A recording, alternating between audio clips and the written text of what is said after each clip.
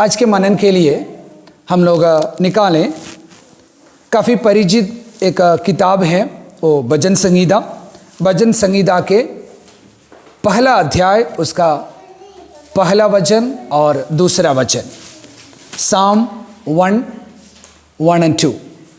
क्या ही धन्य है वह पुरुष जो दुष्टों की युक्ति पर नहीं चलता और ना पापियों के मार्ग पर खड़ा होता और ना ठट्ठा करने वालों की मंडली में बैठता है, परंतु वह तो यहोवा की व्यवस्था से प्रसन्न रहता और उसकी व्यवस्था पर रात दिन ध्यान करता रहता है। Praise the Lord. इधर हम देख सकते हैं जीवन के दो रास्ता के बारे में हम इधर देख सकते हैं। मैं वचन में जाने से पहले मैं आपको बताना चाहता हूँ, काफ़ी बार हमारे जीवन में हम लोग अपने मन मर्जी के अनुसार चलने के लिए प्रयास करता है। मैंने कुछ समय पहले बताया था, हमारे जीवन को और हमारे जीवन में हमेशा हम सोचते हैं जो कुछ मैं करता हूँ, जो कुछ मैं सोचता हूँ वो सही है, लेकिन एक प्रभु को भय मानने वाला एक व्यक्ति के जीवन में हमको हमेशा ये याद रखना है, हमारा मर्जी नहीं लेकिन प्रभु का इच्छा क्या है उसी को ढूंढना बहुत अनिवार्य है। Praise the Lord. आप मेरे साथ हैं? और ये जो भजन संगीता को देखने के समय किसी स्कॉलर ने इस प्रकार बोला है, बाइबल में ऐसा एक पुस्तक है जो भजन संगीता, वो कम से कम 150 कमरों में बांटा हुआ एक बड़ा सा महल के समान है। ये महल के अंदर प्रवेश करते तो आपके जीवन में उत्साह मिल जाएंगे। आप काफ़ी सारे परमेश्वर के दास लोगों के जो उनके अनुभव के बारे में आप सुन पाएंगे और परमेश्वर ने लोगों के साथ किस तरीके से वार्तालाप किया है, उनके जीवन में कैसा कार्य किया है, उसी के बारे में आप देख पाएंगे। और ये सारी चीज़ों को देखते हुए आखिरी में उनको धन्यवाद करने के लिए मौका मिल जाएंगे। ये जो महल के अंदर हर एक कमरा में आपको ऐसा अनुभव आपको महसूस कर पाएंगे, लेकिन इसके सबसे पहला कमरा यानी जो भजन संगीता 1 में आपको एक निर्णय लेना जरूरी है। जो पहले कमरे के अंदर प्रवेश करने के बाद आपको एक चुनाव का मौका है, आपको देखना है मैं कौन सा रास्ता में आगे बढ़ना चाहता हूं। और वो जो रास्ता के बारे में बात करने के समय सबसे पहला एक रास्ता नहीं तो एक ऐसा लोगों के बारे में इधर लिखा है, धन्य है वे जो। मेरे प्रियो, कुछ अनुवाद में इंग्लिश में लिखा है ब्लेसेड आर दोसु, उसके बाद उस तरीके से लिखा है।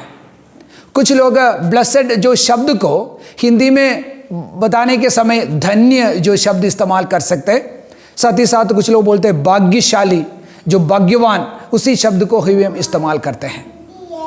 आप मुझे बता सकते हैं कितने जो हमारी जो सोच में कौन है एक भाग्यवान? अगर आपसे मैं पूछूं, आप बताएंगे जो धन्यवाद क्या बोलते हैं, धन्य और ब्लेसेड मतलब हमारे पास खूब पैसा वाला है ना, पैसा होना चाहिए तभी हम लोग ब्लेसेड हो सकता है। और अगर आप धनी लोगों का नाम ले लीजिए, और ऐसे काफ़ी लोगों को हम देख सकते हैं। और एक धनी व्यक्ति है जेफ बेजोस, और उनका जो धन इतना ज़्यादा है और करीबन 200 बिलियन US डॉलर। और ये धनवान होने के बाद और उसके बावजूद भी जो न्यूज़ बताता है वो उनका फैमिली लाइफ नहीं है, जो उनका पत्नी उनको त्याग देकर डिवोर्स कर चले गया है। मैं एक ही घटना बताया, इस तरीके से बहुत सारे घटना हम देख सकते हैं जो धनवान होने के बावजूद भी जो धनी अवस्था में प्राप्त करने वाला आशीष उनके जीवन में नहीं है। और दूसरी चीज हम बोलते हैं यार सबके सामने मेरा नाम ऊंचा है, तो मैं फेमस होते तो मैं एक भाग्यशाली व्यक्ति हूं। एक फेमस व्यक्ति के बारे में मैं बताना चाहता हूं, माइकल जैक्सन। माइकल जैक्सन के बारे में हम लोग जानते हैं, लेकिन आपको मालूम है, मैंने कई पढ़ा है, वो सोचा है मेरा पैसा इतना है, मेरे शोर इतना है, उसी के वजह से मेरा जिंदगी को मैं अपने कंट्रोल में करना चाहता हूं। हमेशा उनके साथ रहने के लिए, उनके हेल्थ को देखने के लिए करीबन 6 डॉक्टर्स उनके साथ था। उसके बावजूद भी वो व्यक्ति को कोई बचा नहीं पाया। और जो न्यूज़ से बताता है, डॉक्टरों में से एक व्यक्ति ने उनको स्लो पॉइजन तरीके से कुछ दिया है, आखिरी में वो व्यक्ति भी इस दुनिया से चले गया है। जो फेमस होने के लिए कोशिश किया, फेमस हुआ है, लेकिन उनका जीवन एक आशीषमय जीवन नहीं रहा है।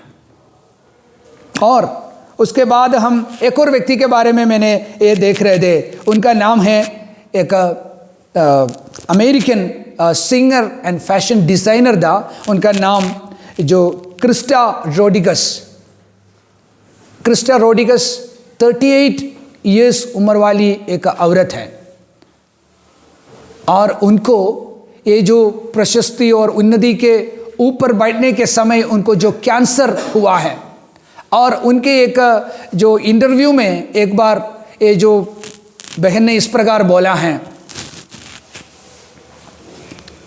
मेरे पास इतने सारे ड्रेस हैं, मुझे गिनती नहीं है, लेकिन आजकल मैं हॉस्पिटल का जो ब्लू कलर जो ड्रेस में मैं संतुष्टि पाया हूं। हजारों लोग मेरे पास ऑटोग्राफ के लिए लाइन में खड़े होते थे, लेकिन आजकल मैं डॉक्टर का प्रिस्क्रिप्शन के लिए मैं वेट करता हूं। और ये बताया है, मैं एक देश से दूसरा जगह में जाने के लिए मेरे पास स्पेशल प्राइवेट जेट है, लेकिन आज मेरे पास एक व्हीलचेयर है। एक लाभ से मैं दूसरा लाभ में चलते रहता हूं। और मेरे पास मेरे बाल को जो सजाने के लिए मेरे पास पर्सनल 7 ब्यूटिशियंस है, लेकिन आज मेरे सिर में एक भी बाल बचा नहीं है। मेरे प्रियो, उनके जीवन में सब कुछ था। इस दुनिया के लेवल पर उनके पास सब कुछ हासिल किया, उसके बावजूद भी उनके अंदर ही अंदर एक कालीपन देखने के लिए मिला है। मैंने शुरुआत में क्या कहा है, इधर वचन में क्या लिखा है, धन्य है वे जो, उसके बाद और कुछ बातें कर रहे हैं। लेकिन आज आप और मैं किस चीज़ों के ऊपर धन्य कहलाता है, किसको हम लोग भाग्यशाली बोलता है, किस तरीके के लोगों को हम लोग बोलते हैं अरे यार काश मैं भी उनके जैसा होता, मेरा जीवन भला होता।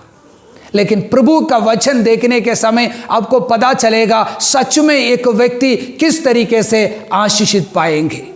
अभी हम दोबारा जो पहला वचन को हम देखेंगे, क्या ही धन्य है वह पुरुष जो दुष्टों की युक्ति पर नहीं चलता। सबसे पहले इधर एक चीज के बारे में बताया है, जो व्यक्ति दुष्ट के मार्गों पर नहीं चलता, he will not walk in the counsel of the wicked। दुष्टों के मार्ग पर नहीं चलने वाला एक व्यक्ति बाइबल के अनुसार, परमेश्वर के जो वचनों के अनुसार उनको हम धन्य बता सकता है। आप दुष्ट के बारे में, दुष्टता उसी के बारे में हम लोग सोचने के समय उसी का अर्थ इस प्रकार दिया है, he is an unstable person. Unstable मतलब जो मॉरली वीक हुआ है और उनके जीवन में एक मोरालिटी को हम देख नहीं पाते हैं, ऐसे लोगों के बारे में एक दुष्टता का एक जो डेफिनेशन दिया है।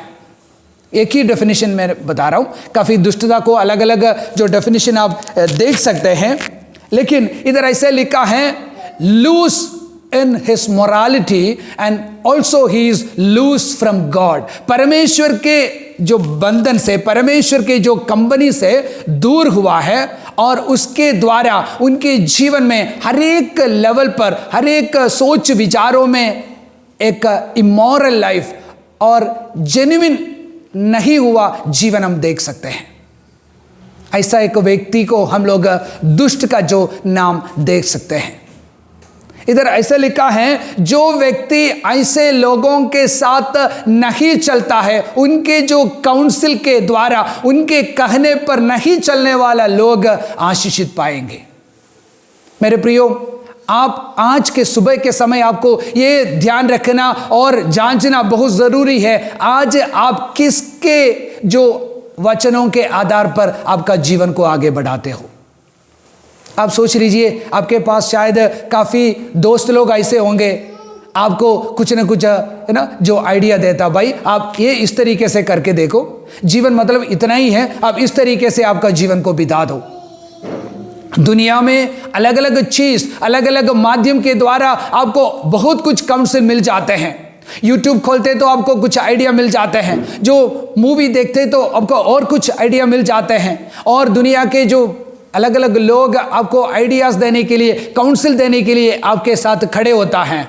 लेकिन परमेश्वर का वचन आपको ये बताता है, उस तरीके के लोगों के साथ, दुष्ट मतलब ये नहीं सोचना है बंदूक के साथ खड़े होने वाला, जो गुस्सा के साथ खड़े होने वाले व्यक्ति के बारे में नहीं है, लेकिन परमेश्वर के विरुद्ध जो कुछ आपके जीवन में उपदेश देने वाला व्यक्ति परमेश्वर के सामने दुष्ट के जो टाइटल में आ जाता है।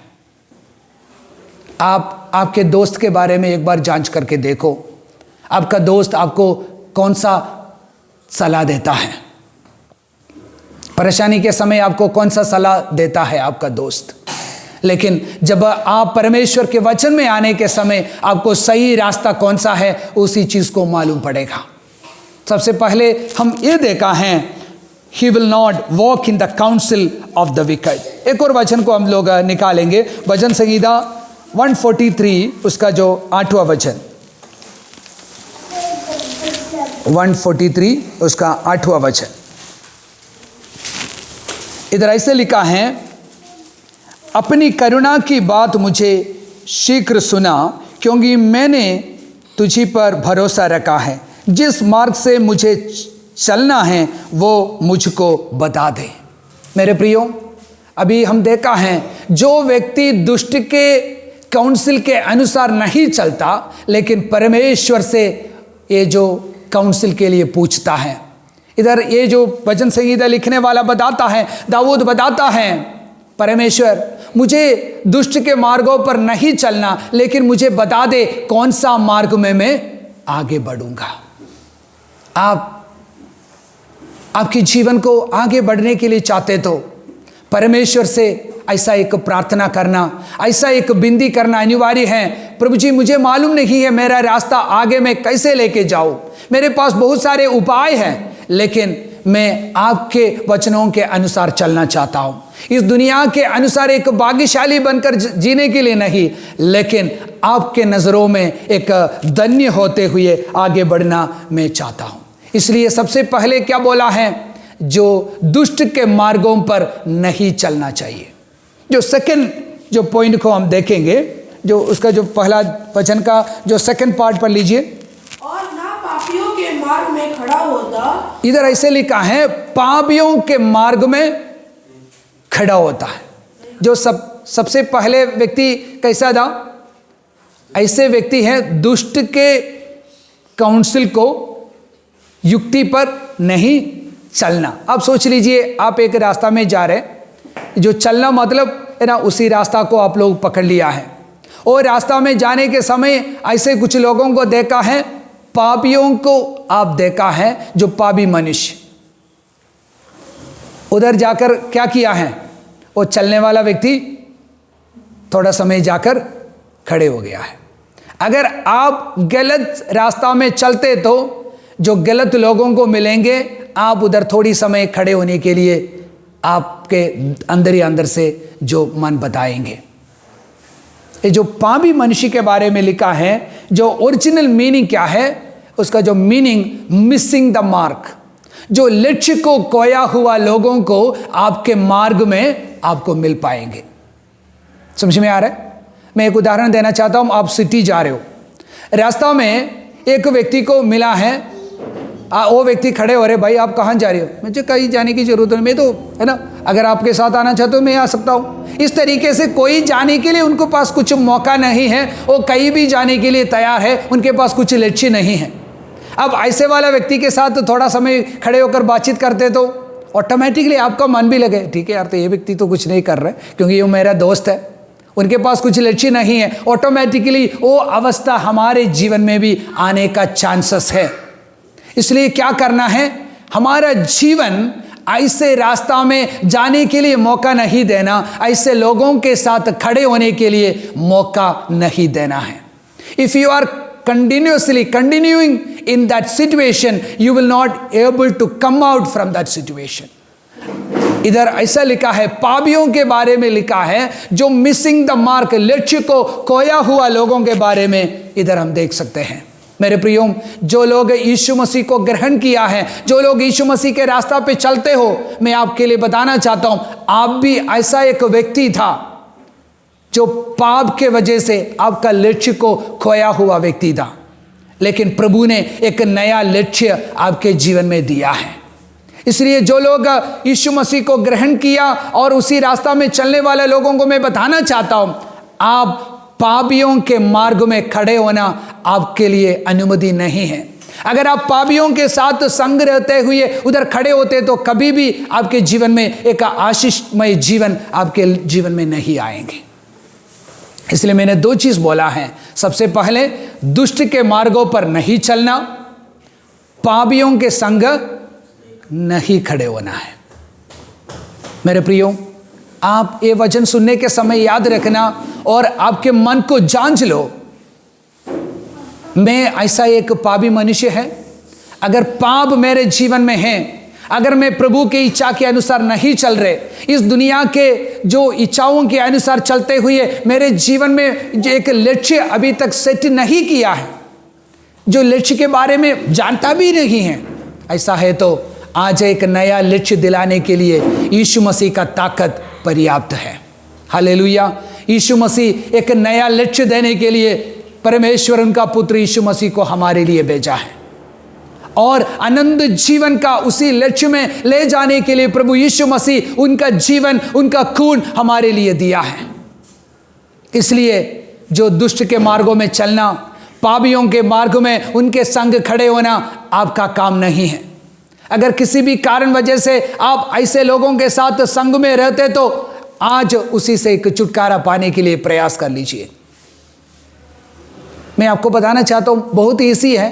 संडे के दिन थोड़ा समय 1-1.5 घंटा के लिए आराधना में आते हैं हम लोग। अगर होते तो टाइम मिल जाते तो बाइबल पढ़ता है, अगर टाइम मिलते तो, अगर जरूरी होते तो थोड़ा समय प्रार्थना करेंगे।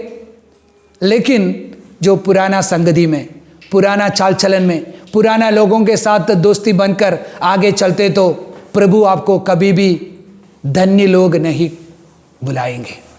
आपको धन्य बनना चाहते तो उसी रास्ता को छोड़ना ही पड़ेगा, उसी अवस्था को आपको हमेशा हमेशा के लिए उसी से आपको बाहर आना जरूरी है। उसी वचन का जो तीसरा पार्ट वो भी पढ़ेंगे। और ना ठट्ठा करने वालों की मंडली में बैठता है। ओके, ये व्यक्ति तभी आशीष पाएंगे जो ठट्ठा करने वाला लोगों के बीच में नहीं बैठना चाहिए। ये एक ग्रेजुअल प्रोसेस है। सबसे पहले ये व्यक्ति क्या कर रहा था? दुष्ट लोगों के साथ चल, मतलब उसी को हम अलग तरीके से लेंगे। ये व्यक्ति पहले जो दुष्ट लोगों के साथ चला, उसके बाद ये व्यक्ति ने पापियों के साथ खड़े हो गया, उसके बाद बैठ गया है। अभी किसके साथ बैठा है? यस, ठट्ठा करने वाला। इसका मतलब क्या है? जो परमेश्वर के कामों को नजरअंदाज करने वाला लोग, परमेश्वर को और परमेश्वर के लोगों को, परमेश्वर के कार्य को घृणा करने वाला लोगों को हम क्या बताता है? जो ठट्ठा करने वाला लोग। ऐसे लोगों के साथ अभी ये बंदा बैठा है। पहले व्यक्ति क्या है, कुछ समय चलने के लिए आया, उसके बाद खड़े हो गया, उसके बाद अभी परमानेंट प्लेस बना दिया, उनके साथ तो बैठ रहे। लेकिन प्रभु चाहता है आप इसी रास्ता में नहीं आना है, ऐसे लोगों के साथ बातचीत नहीं करना, ऐसे लोगों के साथ संगति में नहीं जाना है, तभी आपके जीवन में एक आशीषमय जीवन आप प्राप्त कर पाएंगे। मेरे प्रियो, आज आपके जीवन में आप एक बार सोच लीजिए, आप ऐसे लोगों के साथ बैठा तो नहीं है। अरे भैया मैं तो ऐसे कुछ किया नहीं अभी तक, लेकिन मैं आपको बताना चाहता हूं, परमेश्वर को, परमेश्वर का कार्य को, परमेश्वर का वचन को आप कितना मान्यता देता है। काफी बार हम क्या करते हैं, परमेश्वर के बातों में मान्यता देने से ज्यादा हम संसार के बारे में, संसार के बातों में ज्यादा मान्यता देता है। अगर आप संसार के बातों में ज्यादा मान्यता देता है, संसार के कार्य के लिए ज्यादा प्रायोरिटी देता है, तो मैं आपके बारे में बताऊं, आप उन्हीं लोगों के साथ बैठा है। अरे भैया वो वचन तो हम तो सुनता है, उसमें कुछ खास नहीं है, लेकिन उधर एक भैया ने मुझे उस मीटिंग में बुलाया, मैं उधर गया है, वो उनके साथ घूमना बहुत पसंद है, क्योंकि हम इस दुनिया के चीज़ों में बहुत मजा ले रहे हैं, लेकिन प्रभु की उपस्थिति में आने के समय हमको सुखापन लगते हैं। तो मैं आपको बताना चाहता हूँ, आप ऐसे ठट्ठा करने वाला लोगों के बीच में बैठा है। आपको मालूम नहीं हो रहा है, आपको लगता है मैं अभी प्रभु में हूँ, मैं अच्छी तरीके से जा रहा हूँ, लेकिन आपका असलियत क्या है, आप ठट्ठा करने वाला लोगों के साथ बैठा है। आप प्रभु का कार्य के लिए धन्यवाद करता है। प्रभु ने आज आपको जीवन दिया, आशीषित किया है। मेरे प्रियो, मैं पिछले दिनों में भाई के साथ एम्स में चले गए थे। एम्स में जाने के समय पता चलेगा, प्रभु ने हमको कुछ नहीं दिया, तो हमको घर नहीं दिया और बहुत कुछ कमी हो सकता है, कम से कम आपको पैदल जाकर जाने के लिए मौका है, तो you are a blessed person. अगर आप एक गिलास पानी अच्छी से पी सकते हैं तो you are a blessed person. याद रखना, हम लोग हमेशा क्या बोलते हैं, अरे यार देखो यार उनके पास क्या है क्या नहीं है, बहुत अच्छा है, अरे मेरे पास कुछ नहीं है। ऐसे लोग, ऐसे सोचने वाले लोग, मैं बताऊं, कम से कम हफ्ते में एक बार, महीने में एक बार कोई मेडिकल कॉलेज में चले जाइए, वहाँ के ऑन्कोलॉजी डिपार्टमेंट के सामने खड़े होना है। हमारे जीवन में कुछ छोटा चीज़ नहीं मिलते तो हम लोग उसी समय पूरा नाराज हो जाते हैं, लेकिन जो है ना व्हील चेयर में लेके आने वाले लोग घंटों तक लाइन में खड़े हो रहे, अरे भैया मुझे देखो यार, अरे तो आपके जैसे हजारों लोग लाइन में हैं, मैं आपको कैसे प्रायोरिटी दूंगा, है ना। हम सोचते मेरा भाई और मेरा बीवी बच्चे इतना प्रयास में, सर डॉक्टर अभी देखो, लेकिन उनको देखने के समय हम तो आराम से गया है, उधर जो ट्यूब डाले वाला बहुत सारे, उससे ज़्यादा परेशानी में काफ़ी लोगों को हम देख पाएंगे, तभी हमारा प्रयास कुछ भी नहीं है। मैं हमारा जो भाई के परिवार को लेके गया था, हम सोच रहे थे हमारा प्रयास बहुत गंभीर है, लेकिन उधर जाने के बाद हम लोग आपस में बात की, अरे यार तो हमारा केस कुछ नहीं है ना। उससे बढ़कर कितने लोग उधर परेशानी में हैं। मेरा कहने का मतलब, हम लोग, प्रभु ने हमारे जीवन में किया हुआ आशीषों को, भलाइयों को याद करना बहुत ज़रूरी है। अगर ऐसे नहीं करते तो इधर ऐसा लिखा है, प्रभु ने किया हुआ कार्यों को भूलने वाला लोग ठट्ठा करने वाला लोगों के समान है। अगर ऐसे आप करते तो प्रभु का आशीष आपके जीवन में नहीं मिल पाएंगे। अभी हम 3 बातों को देखा है। सबसे पहले, दुष्टों के मार्ग पर नहीं चलना, पापियों के साथ खड़ा नहीं होना, और तीसरा, ठट्ठा करने वाला लोगों के साथ नहीं बैठना।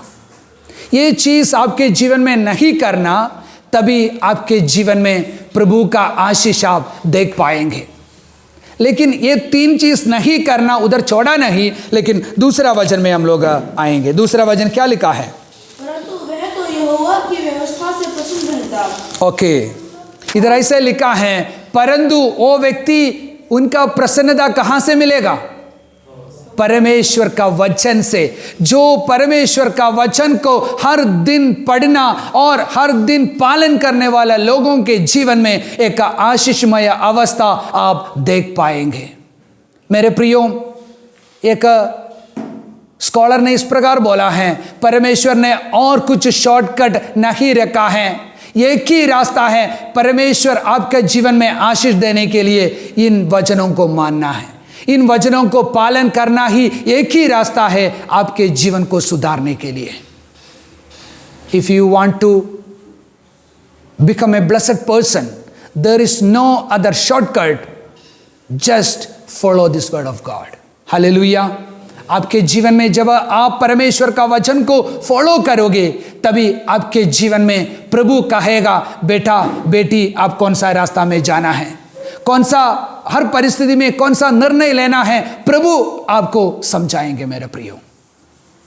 इसलिए मैं आपको बताना चाहता हूं, ये वचन के मुताबिक पापी के संग चलना, उनके साथ खड़े होना, उनके विचारों के अनुसार चलना आपका काम नहीं है। अगर आप ऐसे करते तो आपके जीवन में आशीष आप नहीं मिल पाएंगे। और ठट्ठा करने वाले लोगों के साथ परमेश्वर को आपके कामों के द्वारा, आपके बातों के द्वारा आप कभी भी ठट्ठा में नहीं उठाना चाहिए, क्योंकि प्रभु चाहता है मेरा बेटी मेरा बेटा हमेशा मुझे क्या करेंगे, अंगीकार करेंगे, उनके जीभ से हमेशा मुझे स्तुति और आराधना मिलेंगे। ठीक है, आप लोग संडे में आने के समय, जब संगति में बैठने के समय जरूर आप लोग स्तुति आराधना करते हैं, लेकिन जब हम लोग खाली घर में बैठने के समय, आपस में बातचीत करने के समय, हम प्रभु को महिमा देने वाला बातों को बताता है, और काफ़ी बार हम लोग परमेश्वर को गिराने वाला, परमेश्वर का महिमा को खींचने वाला, खत्म करने वाला बातों को हम लोग बताता है। लेकिन प्रभु हमसे ये चाहता है उसी अवस्था में कभी भी मत जाइए। लेकिन दूसरा वचन ये बताता है, जो व्यक्ति प्रभु के वचन में, प्रभु के इच्छाओं के अनुसार, प्रभु के रास्ता में चलने के लिए अपने आप को समर्पण करने वाला व्यक्ति, अगर ऐसा समर्पण करने वाला एक व्यक्ति है तो प्रभु के आशीषों के बारे में आगे लिखा है, वो व्यक्ति उनके जीवन में आशीष जरूर पाएंगे। उनके जीवन में प्रभु समय पर उनके जीवन में प्रतिफल जरूर देगा।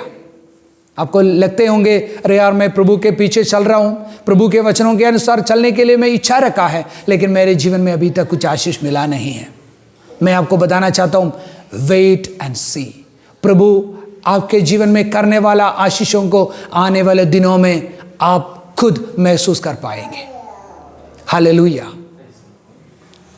मेरे प्रियो, आप इसी वचन के अनुसार एक आशीषित व्यक्ति बनने के लिए आप चाहते हो, अगर आप ऐसा एक निर्णय लेना चाहते तो एक क्षण हमारे आंखों को बंद करते हुए अपने आप को जांच लीजिए, मैं आज कौन सी अवस्था में चलता हूँ, मेरा जो दोस्त लोग कौन हैं, मुझे काउंसिल देने वाला लोग कौन हैं, मेरे साथ संगति करने वाला लोग कौन हैं, मैं किसका उपदेश को ज़्यादा मान्यता देता हूँ, मैं किस बातों के ऊपर ज़्यादा चर्चा करता है। मेरे प्रियो, प्रभु चाहता है इस दुनिया के लालच को छोड़ते हुए, ये जो दुनिया के गंदगी को छोड़ते हुए प्रभु के इच्छा के अनुसार चलने के लिए, उनके वचनों के अनुसार आगे बढ़ने के लिए आप एक निर्णय लेते तो प्रभु जरूर आपके जीवन में आशीष करेंगे। हालेलुया। इसमें और कुछ शॉर्टकट नहीं है। हर दिन प्रभु का वचन पढ़ना है, उसी में मनन करना है, प्रभु से बातचीत करना अनिवार्य है। मेरे प्रियो, आज प्रभु आपसे ऐसा एक समर्पण चाहता है, मेरा बेटी और मेरा बेटा मेरे उपस्थिति में आकर मेरे वचनों को मानते हुए आगे बढ़ेंगे। अगर ऐसा करते तो प्रभु आपके जीवन में आशीषों के ऊपर आशीष देने के लिए वो तैयार है।